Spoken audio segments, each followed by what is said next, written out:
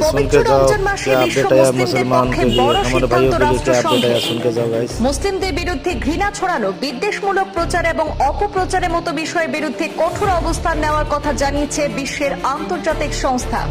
বিশ্ব মুসলিমদের সুরক্ষা এবং মর্যাদা রক্ষায় গুরুত্বপূর্ণ পদক্ষেপের ঘোষণা করল বিশ্বের সর্বোচ্চ আন্তর্জাতিক সংস্থা রাষ্ট্রসংঘ।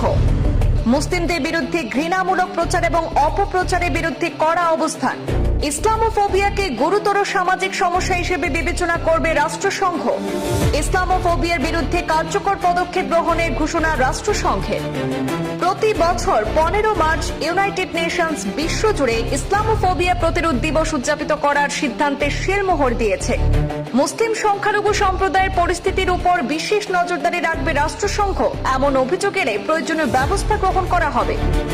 ইসলাম বা মুসলমানদের বিরুদ্ধে ঘৃণামূলক প্রচার বা অপপ্রচারের মতো সংবেদনশীল অভিযোগকে গুরুত্বের সঙ্গে দেখা হবে জানিয়ে দিল রাষ্ট্রসংঘ। 15 মার্চ সারা বিশ্বে উদযাপিত হবে ইসলামোফোবিয়া